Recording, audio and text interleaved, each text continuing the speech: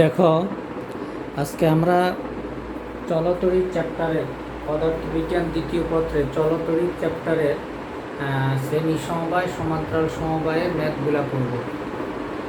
আচ্ছা, আমরা জানি যে শ্রেণী সমবায় সমান্তরাল সমবায়ের ম্যাথগুলো সবচেয়ে অসুবিধা হইল আমরা আসলে যতটা সোজাভাবে জিনিসগুলো দেখি, জিনিসগুলো অত সোজা না। আজকে আমি একটা তোমাদের হালকা বেসিক একটা ধারণা দিচ্ছি, খেয়াল করো। সেটা হচ্ছে আমরা চলতরিৎ অধ্যায় করতেছি। এখানে আমরা আজকে শ্রেণী সমবায় ও সমান্তরাল সমবায় এই জিনিসগুলো নিয়ে আগে একটু আমরা আলাপ করে নিই, ঠিক আছে?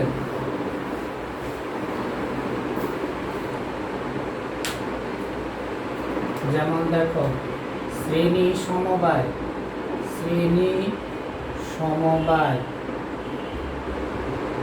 এটা হলো সিরিজ, হ্যাঁ, সিরিজ সার্কিট।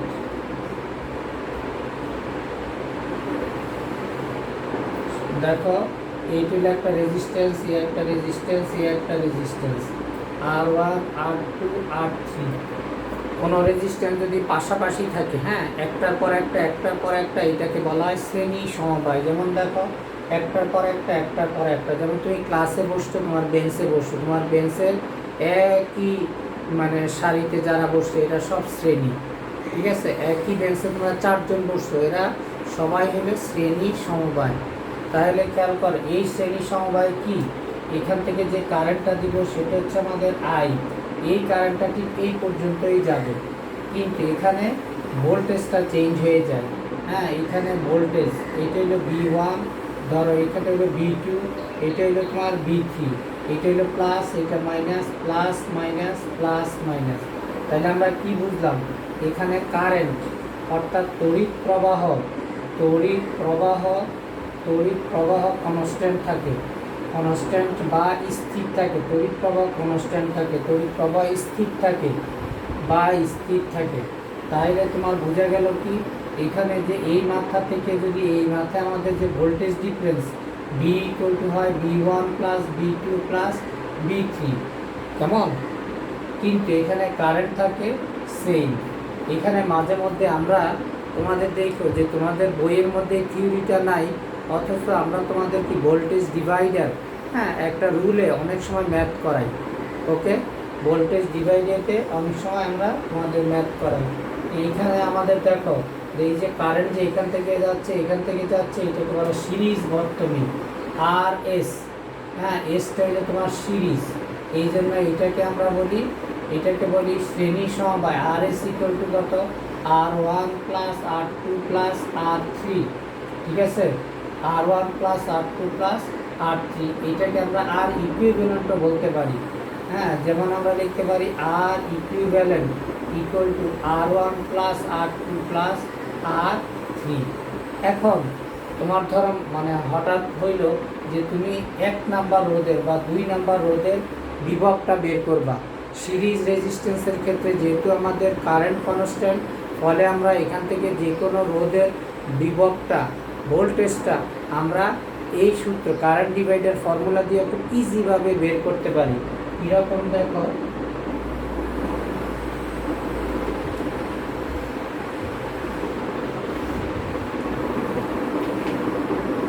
সাপোজ আমরা এখানে পাইতেছি কত? আর এস ইকুয়াল টু কত? R1 plus R2 plus R3। Suppose আমি এখানে এটাকে আমি দিতে RN পর্যন্ত দিতে পারি, এই RN। ওকে, তাইলে সাপোজ n তম রেজিস্ট্যান্সের আমার ভোল্টেজ ডিভাইডার দরকার, তাইলে বা আমরা একটা বের করতে পারি। সে একটা যদি আমি বের করতে যাই, হ্যাঁ, তাইলে আমি এখানে লিখতে পারি B। দেখো, আমরা নর্মালি আমরা কি জানি? ধরো প্রথম রোধ, হ্যাঁ, প্রথম রোধের বিভব, হ্যাঁ, প্রথম রোধের বিভব যদি বলি, তাহলে আমরা লিখতে পারি V1 ইকুয়াল টু কত? IR1, তাই তো? V1 ইকুয়াল টু কত? IR1। আর ওহমের সূত্র থেকে আমরা কি পাইছি? দেখো, V ইকুয়াল টু কত? IRS, এই যে এই বর্তনীতে, তাইলে কত হইল? I ইন্টু কত? R1 plus R2 plus R3। তাহলে খেয়াল করো ওখান থেকে আই এর মানটা আনি, তাহলে B by R1 plus R2 plus R3। এই আই এর মানটা এখানে বসাও, B1 ইকুয়াল টু কত, আর ওই আই এর মান বসাও b by R1 plus R2 plus R3 into R1। এই যে ফর্মুলাটা আমরা লিখলাম এটাই হচ্ছে আমাদের ভোল্টেজ ডিভাইডার ফর্মুলা। এটাকে আমরা কি বলি, ভোল্টেজ ডিভাইডার ফর্মুলা। তাই এখন যদি তোমাকে সাপোজ বলা হয় যে 2 নাম্বার রোধের বিভব কত, তাহলে এখানে আমরা কি লিখব, এখানে লিখবো আমরা V2, এখানে লিখবো আমরা R2, আর এটা হলো আমাদের R1 R2। যদি 2টা থাকে 2টা হবে, 3টা থাকে 3টা হবে, যতগুলো থাকবে ততটুকু হবে। এটাকে আমরা বলছি voltage divider formula. Voltage divider formula, এটাকে আমরা বলি ভোল্টেজ ডিভাইডার ফর্মুলা। তাহলে তুমি খেয়াল করতেছো যে শ্রেণী সমবায় যে কোনো মানে সমবায়ের ক্ষেত্রে যে কোনো রোধের মাস মানে আমরা সরাসরি বিভব নির্ণয় করতে পারি। অন্য ফর্মুলাও আছে, কিন্তু এইটা তুমি বেশি ব্যবহার করলে তোমার সময়টা বাঁচে। এবং আমাদের বিভিন্ন মেডিজিতে যদিও বইতে থিওরিটা তেমন উল্লেখ নাই, কিন্তু আমরা মানে বিভিন্ন ভর্তি পরীক্ষায় সময় বাঁচানোর জন্য আমরা খুব ইজিভাবে এই ফর্মুলাটা ব্যবহার করতে পারি। ঠিক আছে, এবার আমরা তাহলে তোমরা জিনিসটা বুঝতে পারছো যে শ্রেণী সমবায় জিনিসটা কি। শ্রেণী সমবায় হচ্ছে কি, যে কারেন্ট কনস্ট্যান্ট থাকবে, ভোল্টেজ চেঞ্জ হয়ে যাবে। কেমন, তাহলে দেখো আমি এই যে এই অবস্থা একটা ভোল্টেজ ডিভাইডার ফর্মুলা দেখাইলাম। এখন যদি তোমাকে বলা মানে আমি 1 নাম্বার রোধের মধ্যে যে বিভবটা যাবে সেই বিভবের সূত্র দেখাইলাম। অনুরূপভাবে যদি 2 নাম্বারটা তোমাকে 2 নাম্বার রোধ অর্থাৎ R2 এর বিভব বের করতে বলে, তাহলে তুমি লিখতে পারবা B2 equal to B divided by R1 plus R2 plus R3 into R2। নিশ্চয়ই মানে তোমরা জিনিসটা ক্লিয়ারলি বুঝতে পারছো। এবার আসো আমি যাচ্ছি এখন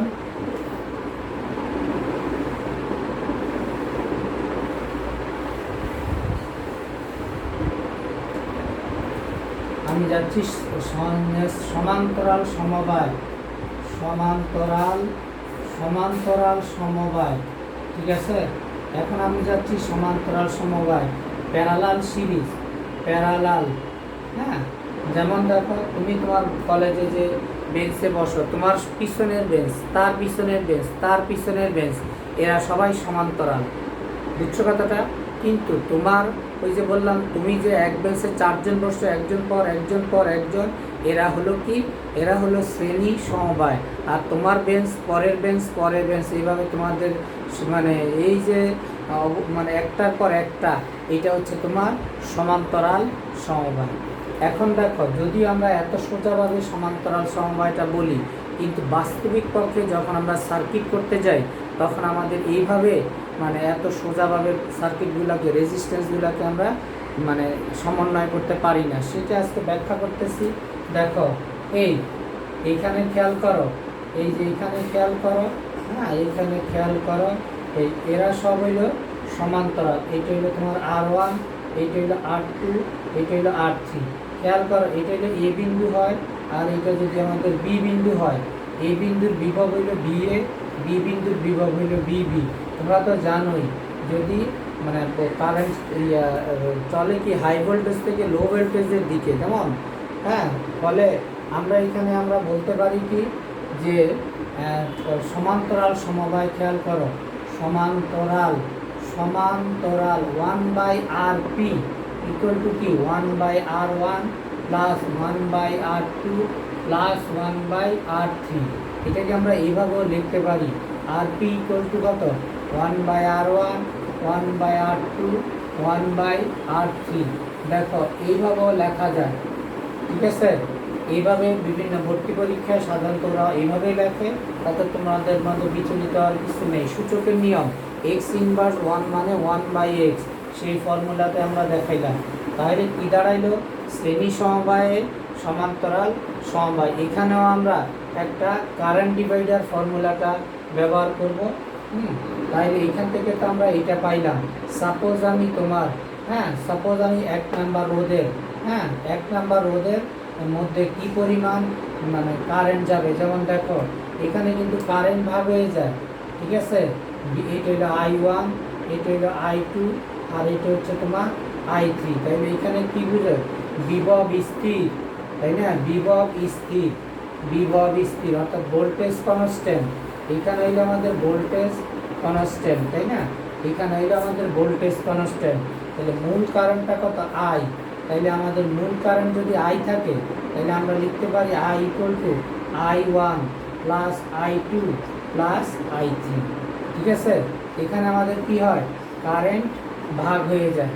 তাহলে এখান থেকে যদি আমরা সেই ফর্মুলাটাও আমরা আবার এখানে ডিরাইভ করতে পারি।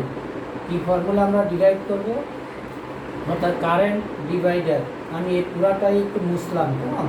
তাহলে আরপির মানটা তো তোমরা দেখছো কীভাবে আনলাম, আর ইয়াটা কীভাবে আনলাম। তাহলে ধরো আমি প্রথম রোধের মধ্যে কারেন্টের মান বের করব। তাহলে আমাদের ধরো নর্মালি সূত্রটা কি, ভি ইকুয়াল টু কত, আই আর, তাই না, ভি ইকুয়াল টু আই আর। তাইলে আমাদের এটাকে আমরা এইভাবেও লিখতে পারি, ভি, এটাকে আমরা যদি এভাবে লিখি, আই ইকুয়াল টু কত, V by, I equal to কত, ভি বাই আর, তাই না, আই ইকুয়াল টু কত, ভি বাই আর। এখন আমি যদি ধরো এখানে ভিটা এটা আর ইকুইভ্যালেন্ট যদি লিখতাম, আর এখানে আর পি, পিটা কি ছিল, যদি পি দিই 1/R1, 1/R2, 1/R3, তাহলে আমি প্রথম রোধের মধ্যে যে কারেন্টটা দিব সেই কারেন্টের ফর্মুলাটা কত, I1 equal to I1 equal to 1/R1 divided by 1/R1, 1/R2 plus 1/R3, 1/R3 into I। এইটা হচ্ছে আমার, এটা কি, এটা হচ্ছে আমাদের current divider, current divider formula, current divider, current divider formula, ঠিক আছে। তাইলে খেয়াল করো তুমি, এখানে যদি আমি 1 নাম্বার রোধের প্রবাহ মান বের করতে যাই তাহলে I1, 2 নাম্বার রোধের গেলে এখানে দিব I2, এখানে তখন হবে আমাদের R2, 3 নাম্বার হইলে এখানে হলো I3, এখানে হবে তখন I3। এটা আমাদের মূলটা সূত্র। আসলে ফর্মুলাটাকে এইভাবেও লেখা যায়, IN ইকুয়াল টু 1/RN, এটা হলো R ইকুইভ্যালেন্ট ইন্টু I। এটা হলে তোমার জন্য আরও বেশি সুবিধা হয়। দেখো IN, N হলে N-তম রেজিস্ট্যান্স, N-তম রোধ। তাহলে যদি 3 নাম্বার হয়, N এর মান 3, তাহলে I3। 3 নাম্বার রোধ, 3 নাম্বার রোধ হলো, সরি এটা হলো আমাদের 3 নাম্বার, এই 3 নাম্বার রোধ ইন্টু I। তাই এটাকে আমরা বলি কি, কারেন্ট ডিভাইডার সূত্র। এই যে আমি যে বেসিক কথাটা হালকা বললাম, এইটার উপর বেস করেই আমাদের কি হবে, আমরা আমাদের অঙ্কগুলো করব।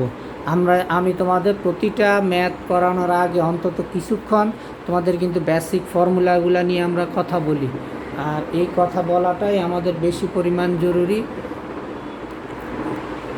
খেয়াল করো, এই তো গেল আমাদের মানে রোধের কাজ। এখন দেখো রোধ ছাড়াও এইটা দেখো, এটা তো তুমি জানোই, এটা হলো পজিটিভ, এটা হলো নেগেটিভ, এটা হলো আমাদের কোষ, কেমন, এটা হলো কোষ, পজিটিভ নেগেটিভ, পজিটিভ নেগেটিভ। এই কোষ যদি ধরো এটা হলো E1, এটা হলো আমাদের E2, এটা যদি আমাদের E3, এইভাবে আমাদের যদি একটা বর্তনী সেট করা থাকে, এটা যদি আমাদের বর্তনী, এটা হলো অভ্যন্তরীণ রোধ, এটা হলো আমাদের অভ্যন্তরীণ রোধ, ঠিক আছে, এটা আমাদের অভ্যন্তরীণ রোধ। আর এটাকে আমরা ইংরেজি বলি ইন্টারনাল রোধ, internal resistance, internal resistance, internal resistance কত, এটা হলো R, এটাকে আমরা R দ্বারা ডিনোট করি। এইটা হলো আমাদের মূল ব্যাটারি, নেগেটিভ পজিটিভ, ঠিক আছে। তোমরা সাধারণত এই দাগগুলো, এইটা হলো ছোটোটা হইলো নেগেটিভ, বড়টা হইলো তোমরা পজিটিভ, অবশ্যই তোমরা এটা জানো। তাইলে দেখো, তাহলে শ্রেণী সমবায়, কোষের শ্রেণী সমবায়, কোষের শ্রেণী সমবায়, শ্রেণী সমবায়, এটার ফর্মুলা হলো IS, IS ইকুয়াল টু আমাদের মূল ফর্মুলাটা কি, I S equal to N E divided by R plus N R. এই এনটা হচ্ছে তোমার কোষ সংখ্যা, এনটা হচ্ছে তোমার কোষ সংখ্যা, ঠিক আছে। আরটা হইলো পরিবাহী রোধ, আরটা হচ্ছে তোমার রোধ, ঠিক আছে। আর হইলো তোমার অভ্যন্তরীণ রোধ, অভ্যন্তরীণ রোধ, অভ্যন্তরীণ রোধ। তারপরে আসো, যদি আমাদের এইরকম থাকে, এই একটা রোধ, হ্যাঁ, এই একটা রোধ, হ্যাঁ, এই আরেকটা রোধ, ঠিক আছে। তাহলে এইটা হলো E1, এইটা হলো আমাদের E2, এইটা হলো তোমাদের E3। তাহলে তোমার আমাদের এই ফর্মুলাটা হবে আইপি ইকুয়াল টু কত, N E divided by N R plus R. এখানে এমটা হচ্ছে তোমার কোষ সংখ্যা, এমটা হচ্ছে তোমার কোষ সংখ্যা, বুঝছো। তাইলে খেয়াল করো, এর আগে আমরা যেটা পড়ছি রোধের শ্রেণী সমবায়, এখন আমরা দেখলাম কোষের শ্রেণী সমবায়, কোষের শ্রেণী সমবায়। এই সূত্র দুইটা আমরা খুব বেশি ব্যবহার করব, বুঝছো কথাটা। এই দুইটা সূত্র আমরা বেশি ব্যবহার করব। তাহলে আমরা যে দিকে যাচ্ছি, তাহলে আমরা এখন তোমাদের হালকা বেসিকটা দিলাম, এখন আমরা শুরু করব তোমাদের সার্কিটগুলা। আমরা খেয়াল করি, আমাদের বোর্ডে আমরা একটা প্রশ্ন লিখছি, একটা বর্তনী নিশ্চয়ই তোমরা খেয়াল করছো যে, হ্যাঁ, একটা বর্তনী আছে। এখন দেখো এই বর্তনীটা আমি তোমাদের দেখাই, এখানে খেয়াল করো, এটা হলো আমাদের, আরেকটা হলো কত, R3, এটা হচ্ছে আমাদের R3 মান হলো 4 ওহম।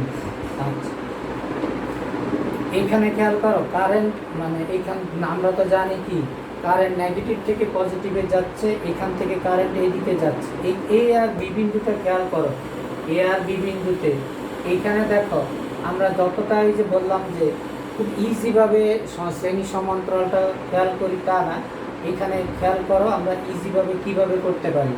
এখানে আমাদের দেখো একটা পয়েন্ট, এই হলো একটা তার, খেয়াল করো, এই হলো আমাদের এই তার একটুকে আমি বাইরে নিয়ে আসলাম, এতটুকু ধরো আলাদা, হ্যাঁ, এই। তাহলে এইখান থেকে খেয়াল করো, এই দেখছো এই একটা তার, আবার দেখো এই আর একটা তার, আবার খেয়াল করো এই আর একটা তার। তাইলে কিন্তু তুমি খেয়াল করছো, দেখো এই দেখছো, খেয়াল করো আমি তারগুলোকে আলাদা দিলাম, তার মানে এটা হলো R6, এটা হলো R5, এটা হলো তোমার R4। তার মানে কি হইলো, যদিও এটাকে বাঁকা করা হয়েছে, এইটা একটা আলাদা তার, এইটা একটা আলাদা তার, এইটা একটা আলাদা তার, খেয়াল করো তাদের সবার পয়েন্ট রসুনের মতো, রসুনের যেরকম সব পয়েন্ট এক জায়গায় আটকানো, কোয়াগুলো এখানে দেখো এই জায়গায় তারা এখানে একটা পয়েন্ট, এই জায়গায় তারা একটা পয়েন্টে মিলিত হয়েছে। তার মানে এইটাকে যদি আমি এখন এইভাবে দেখাই, দেখো এই R6, তারপরে দেখো R5, হ্যাঁ, তারপরে দেখো, হ্যাঁ, এটা হলো কত আমার R6, R5, এটা হলো দেখো R4, দেখো সবগুলো কিন্তু একই পয়েন্টে মিলছে। এখন কিন্তু তোমাদের এটা বুঝতে কষ্ট হইল না যে এইটা যে কিভাবে সমান্তরালে আছে, ক্লিয়ার। তার মানে কি আমাকে আগে খুব থিনলি ধীরে ধীরে জিনিসটা একটু চোখটা বুঝলেই চেষ্টা করতে হবে যে হ্যাঁ এরা কি পজিশনে আছে। তার মানে দেখো ছিল তারা এইভাবে, তাইলে এখন আমি দেখাইলাম তাদের এই যে এইভাবে। তাইলে আমরা এখন আগে লিখতে পারি RP 1/RP ইকুয়াল টু কি, এই যে তুল্য রোধ বের করতেছি, 1/, কত, R6, 1/R6, 1/R5, 1/R4, কেমন। তাইলে কত হচ্ছে আমার 1/R মানে 8, তারপরে কত আমার 4, তারপরে কত 6, হ্যাঁ, এত ওহম। তাইলে এটাকে যদি আমি করি, ক্যালকুলেশন করি, তাইলে আমাদের আসবে কত, এইটা 1.8, আমি এটা একবারে করে নিছি, ঠিক আছে। তাহলে RP দিয়ে আমি এই যে ইনভার্সটা দিয়ে দিলাম, 1/RP না লেখা আমি ক্যালকুলেশনটা করেই রাখছি, 85 ওহম। তাইলে দেখো আমি তুল্যরও মানে আরপিটা পাইছি। এখন তুমি খেয়াল করো, এই যে এইটা তো আমার শেষ, কেমন, এইটা এই এতটুকুর কাজ আমার শেষ। এখন এতটুকুর যখন আমার কাজ শেষ, এখন খেয়াল করো, এই এই সব মিলায় এখন কিন্তু আমি এই পুরাটা আবার দেখো, এই হলো তোমার আগেরটা, এইটা হলো R2, এই যে সব মিলায় এখন তুমি এই যে এইটা পাইছো কত, আরপিটা কত পাইছো 1.85 ওহম। তাহলে এখানে আছে কত তোমার R1, এইটা হলো তোমার R2, এইটা হলো 2 ওহম, এইটা 3 ওহম, কেমন, এইটা তোমার সেই ভোল্টেজ। তারপরে দেখো এইটা তোমার R3 কত 4 ওহম। খেয়াল করো, এখন এই অবস্থা সার্কিটের এই অংশটা গেল, এখন সার্কিটের পজিশন আসছে এরকম। আমি যদি এটাকে এরকম মুছি, এইরকম মুছি, এই সার্কিটটাকে আমি এখন এরকম লিখতে পারি, দেখো তো, এই R2 R1 R2 RP R3, দেখো R1 R2 RP, এইটা হলো তোমার R3, দেখছো R3। তার মানে তোমার কি বোঝা গেল, যে এখন এই যে তারটা, এগুলা কি শ্রেণীতে কি এমনি নর্মালি বোঝা যাচ্ছে? নর্মালি কিন্তু বোঝা যায় না। আমি তোমাদের কিন্তু জিনিসটা ক্লিয়ার করার জন্য আলাদা কনসেপ্টে দেখাইলাম। তোমরা এরপরে আমার মনে হয় না যে শ্রেণী বা সমান্তরালের সার্কিটগুলো খুঁজতে তোমাদের খুব কষ্ট হবে। তাইলে খেয়াল করো, এইটা এই যে দেখছো, যখন আমি এটাকে ছিঁড়ে ফেললাম, তখন দেখা গেল যে এরকম অবস্থা, তাদেরকে এরকম টান দিলাম, তার মানে R1 R2 আমার সেই RP আর R3 এখন আছে কি শ্রেণীতে। এখন আমরা বের করি, সুতরাং RS ইকুয়াল টু, এটাকে আর ইকুইভ্যালেন্টও লিখতে পারতাম, কেমন, R1 plus R2 plus RP plus R3, তাইলে আমার কি দাঁড়াইলো 2 প্লাস 3 প্লাস কত 1.85 প্লাস কত 4 এত ওহম। ওকে, তাহলে এইগুলো আমাদের যোগ করলে কত হবে, 4 3 7, 7 8 2 9, 10.85 ওহম, 10.85 ওহম। তাহলে দেখো আমরা কি বের করলাম, তুল্য রোধটা বের করলাম। আমার মনে হয় যে ইনশাল্লাহ তোমরা জিনিসটা ভালোভাবে বুঝতে পারছো, যে এইটা হলো একটা একটা সার্কিট দেখাইলাম। এর আগের ক্লাসে আমি কিন্তু তোমাদের কার্শফের সূত্রটা ক্লিয়ার করার চেষ্টা করছি। তাহলে আজকে আমরা দেখাইলাম কি এইটার আমাদের, তাহলে আমাদের কয়ের আনসার এখানেই শেষ। এখন আমরা খতে যাচ্ছি, নিশ্চয়ই ক্লিয়ারলি তোমরা বুঝতে পারছো। কিন্তু তোমাদের আগেই বলছি, তোমরা শুধু ভিডিওটা দেখবা না, তোমরা ভিডিওটা শুধু অঙ্কটা করবা, বা বোঝার পরে ভিডিওটা অফ করে তোমরা নিজেরা খাতায় করবা। যদি দেখো যে প্রবলেম হচ্ছে, আবার একটু দেখবা। এভাবে দেখলেই কিন্তু এই করোনাতেও ইনশাল্লাহ তোমার পক্ষে টাইমটা অপচয় হবে না। তাহলে আমরা এটা বুঝলাম।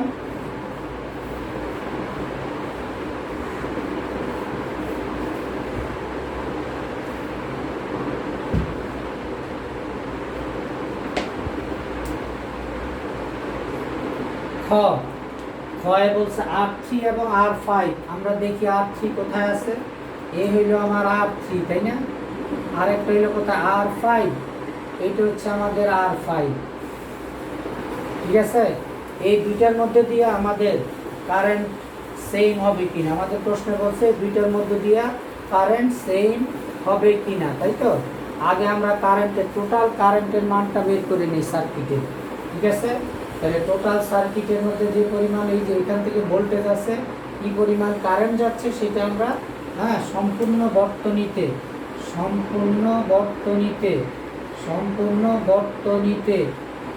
তড়িৎ প্রবাহ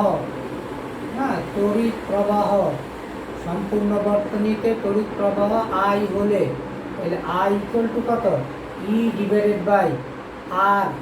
ওই যে তুমি একটু আগে যে লাস্ট এটা বের করছো আর ইকুইভ্যালেন্ট, এখানে RS প্লাস R, এখানে তোমার বর্তনীতে ইটা নাই, আভ্যন্তরীণ রোধটা নাই, যার কারণে I equal to E divided by RS। তাহলে E এর মান আমাদের দেওয়া আছে কত, 8 ভোল্ট, তাই না। E এর মান আছে 8 ভোল্ট, আমরা বসাই 8 ভোল্ট ডিভাইডেড বাই 10.85, মানটা আমার কাছে করাই আছে। আমি দিয়ে দিলাম কত 0.74 অ্যাম্পিয়ার। তাহলে কত হলো তোমার 0.74 অ্যাম্পিয়ার। এটা হলো কি টোটাল সার্কিটের মধ্যে যে কারেন্টটা পাস হচ্ছে সেটা আমরা বের করলাম। এখন খেয়াল করো, তাহলে টোটাল সার্কিটের কারেন্টটা কত 0.74। এখন এ ও বি, এই যে এই কারেন্টটা ধরো এইখানে আসছে, তাই না? এই কারেন্টটা এই জায়গায় আসছে, এই কারেন্টটা এই জায়গায় আসছে, এই জায়গায় এসে কী হবে, এই কারেন্টটা এখন কি ভাগ ভাগ হয়ে যাবে, এইদিকে যাবে, এইদিকে যাবে, এইদিকে যাবে। হ্যাঁ, তাহলে এখন আমরা এখন R5-এর মধ্যে কারেন্টের পরিমাণটা আমরা এখন বের করব। তাহলে এখন আমরা যদি এ ও বি, তাহলে দেখো এ ও দুই প্রান্তে যদি আমাদের কারেন্ট যায়, তাহলে এই দুই প্রান্তের ওই যে একটু আগে দেখালাম ভোল্টেজ ডিভাইডার, আমাদের তো ভোল্টেজটা আগে বের করতে হবে, তাই না? এখন আমরা লিখি এ ও বি, হ্যাঁ, এ ও বি এর প্রান্তীয় বিভব, এর বিভব বি হলে বি ইকুয়াল টু কি, বি ইকুয়াল টু হইল আমাদের আই আর পি। আচ্ছা, এখানে কেন আই আর পি হইল খেয়াল করো, যখন আমি R5-এর মধ্যে গেলাম, R5-এ তো এই জায়গাটা খেয়াল করো, আবার এই জায়গাটা আমি তো এই আবার বল দিলাম, এই জায়গাটাতে আমি RS লিখতে পারি না, কারণ খেয়াল করো, যখন আমি এই জায়গায় আসছিলাম তোমাদের আমি সার্কিটটারে ভেঙে বাইরে দেখাইছিলাম যে এইটা ছিল সমান্তরালে। তাহলে এইখানে তখন যে রেজিস্ট্যান্সটা তৈরি হয়েছিল সেটা ছিল আরপি। তুমি একটু পিছনের দিকে যাও, ভিডিওটার ফরওয়ার্ড রিভার্স করে পিছনের দিকে গেলেই তখন তুমি দেখতে পাবা ওখানে আমি আরপির মানটা বের করছি। তাহলে ওখানে আমার আরপির মানটা কত ছিল মনে আছে তোমাদের? ওখানে আরপির মান ছিল 1/1.85, আর এখানে কারেন্ট কত 0.74 ইন্টু 1.85। তাইলে এখানে আমাদের টোটাল ভোল্টেজটা কত হয়? টোটাল ভোল্টেজ হয় 1.37 অ্যাম্পিয়ার, 1.37 অ্যাম্পিয়ার। এখন আমরা কি করব? আমরা কি করব? ওই যে কারেন্টের মান বের করব। এই যে আমি এইটাকে তোমাদের একটু বিকল্প সূত্র দিয়ে দেখাচ্ছি, আগে কারেন্টটা বের করে নেই। তাহলে এখন আমাদের মূল কারেন্টটা কি? মূল কারেন্ট হলে I5 এর মধ্যে দিয়ে দিলাম I5 ইকুয়াল টু কত, বি বাই কত, বি বাই R5। তাহলে বি এর মান কত পাইলাম আমরা? 1.37 ডিভাইডেড বাই, আর R5 এর মান কত আমাদের? R5 হইল আমাদের 4, তাহলে কত পাইলাম আমি? 0.34 অ্যাম্পিয়ার। তাইলে আমরা খেয়াল করি যে আমরা কি বের করলাম?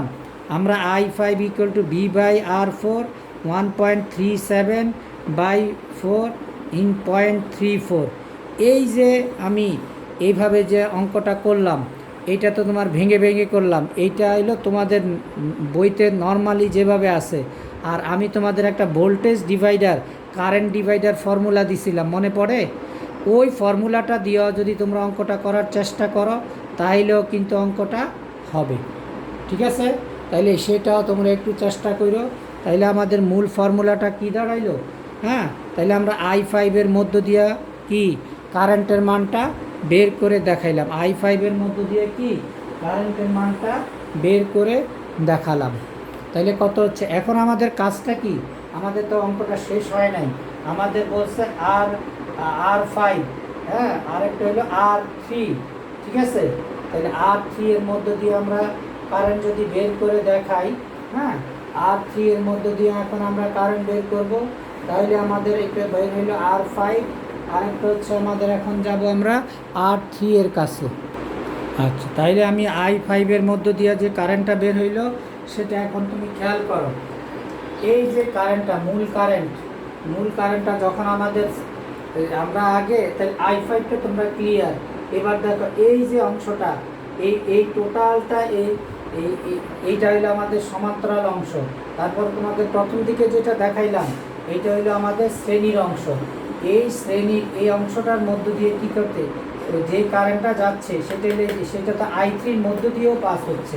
ফলে এইখানে যে 0.75 এটা কি, এটা এর মধ্য দিয়ে যাচ্ছে না, টোটাল কারেন্টটা ভাগ হয়ে গেছে কোথায়, এই জায়গায় আইসা, তাই না? কারেন্ট ভাগ হয়েছে এই জায়গায় আইসা, আর এই জায়গায় তার তোমার কারেন্ট ভাগ হয় নাই। এর কারণ হইলে আমি তোমাদের প্রথমেই বুঝাইছি, শ্রেণী সমবায় থাকলে কখনো কারেন্ট ভাগ হয় না। ফলে এইটার মধ্যে যে পরিমাণ কারেন্ট যাবে, এটার মধ্যে সেই পরিমাণ কারেন্ট যাবে, এটার মধ্যে সেই পরিমাণ কারেন্ট যাবে। এখানে আমরা লিখতে পারি, সুতরাং R3 এর প্রবাহ 0.74 অ্যাম্পিয়ার, আর R5 এর প্রবাহ কত, 0.34 অ্যাম্পিয়ার। তাইলে তোমরা নিশ্চয়ই বুঝতে পারছো যে মানে কোনটার বেশি, কার মধ্য দিয়ে কারেন্ট বেশি প্রবাহিত হবে, তাই না?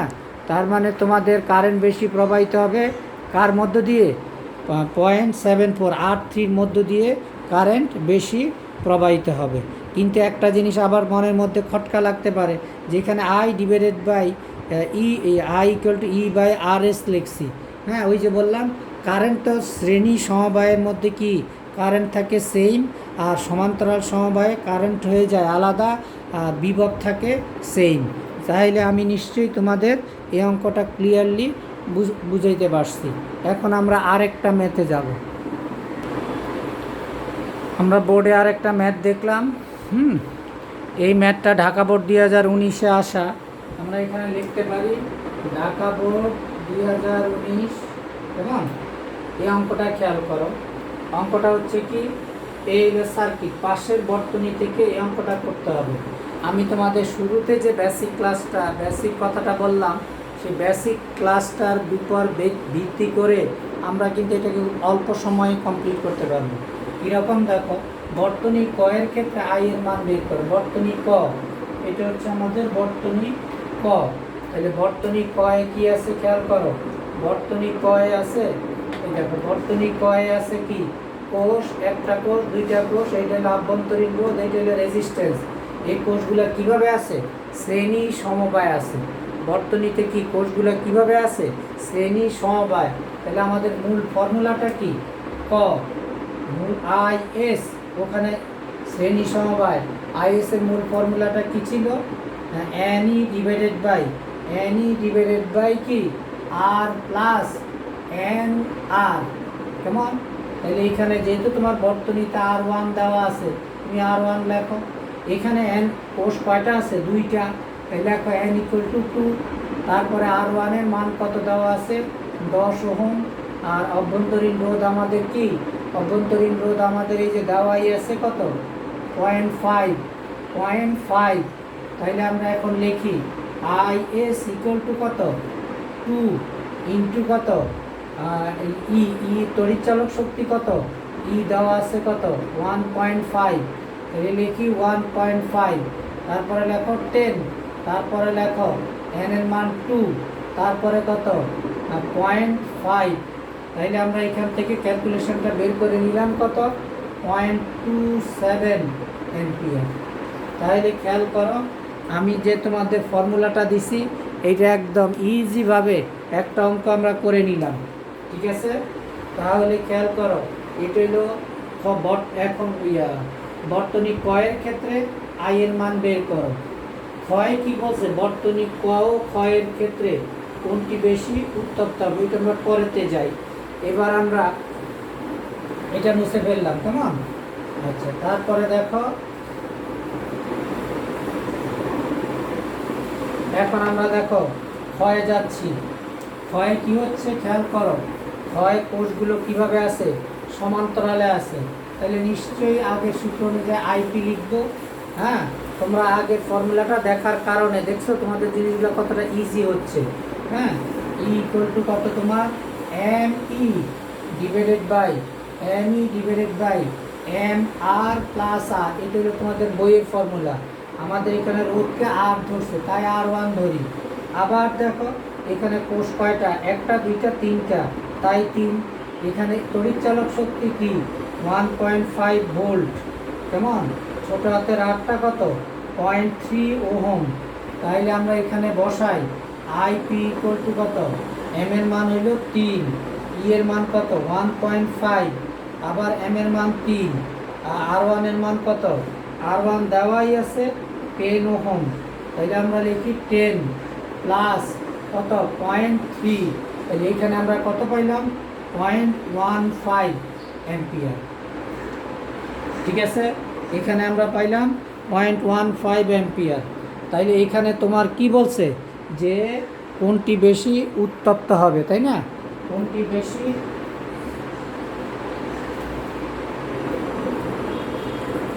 তাই আমাদের উত্তপ্ত হওয়ার ফর্মুলাটা নিশ্চয়ই তোমাদের মাথায় আছে।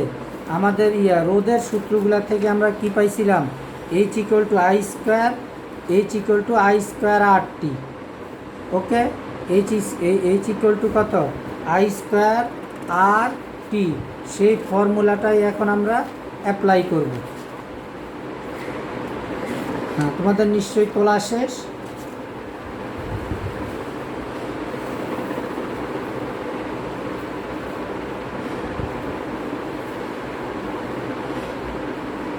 আমরা এইটা মুছে ফেললাম।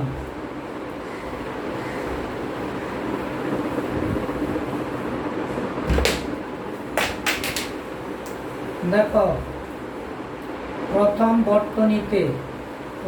বর্তনীতে আমাদের তাপটা কত, যদি H1 ধরি তাহলে H1 ইকুয়াল টু কত, আই স্কোয়ার আর টি। এটা আমরা লিখতে পারি, H ইকুয়াল টু আমরা লিখতে পারি আই স্কোয়ার আর টি। তাহলে আমাদের এখানে R1 আছে, তাই R1 দিলাম। আর প্রথম বর্তনীতে এই দুইটা আছে সিরিজে, তাই এটাকে RS দিলাম, 1 নম্বর সমীকরণ। দ্বিতীয় বর্তনীতে তাপটাকে ধরি H2, তাহলে H2 ইকুয়াল টু কত, আই, এগুলো সব ছিল প্যারালাল, এই জন্য পি দিলাম, আই স্কোয়ার R1 টি। এইটা হলো 2 নম্বর সমীকরণ। 1/2 করো, 1/2 করলে কি হবে, H1 ডিভাইডেড বাই H2। হ্যাঁ, এখানে লেখো IS square R1 T IP square R1 T. তাহলে আমরা পাইলাম কত, H1 by H2 equal to কত, IS square divided by IP square. এই দুইটা মানই আমরা একটু আগে বের করে নিছি, আমি সেখান থেকে বের বসায় দেই 0.27 হোল স্কোয়ার। আর এটা কি ছিল আমাদের, এই আইপির মান ছিল আমাদের কত, 0.15, কেমন 0.15 হোল স্কোয়ার। তাহলে এইখান থেকে আমরা পাচ্ছি কত, 3.24। তাহলে তো বুঝতেই পারতেছ যে H1 divided by H2 equal two পাচ্ছি কত, 3.24। হ্যাঁ, তাইলে বোঝাই যাচ্ছে, কি বোঝা যাচ্ছে, স্পষ্ট বোঝা যাচ্ছে H1 এর মান প্রথম বর্তনীতে কি বেশি পরিমাণ তাপ উৎপন্ন হবে। ঠিক আছে, প্রথম বর্তনীতে বেশি পরিমাণ তাপ উৎপন্ন হবে। তাইলে ক্লিয়ারলি নিশ্চয়ই তোমরা বুঝতে পারছো যে অঙ্কটা কতটা ইজি। আমি আশা করি তোমরা এই অঙ্কটা ক্লিয়ারলি বুঝতে পারছো। কেমন, এই অঙ্কটা তোমরা ক্লিয়ারলি বুঝতে পারছো।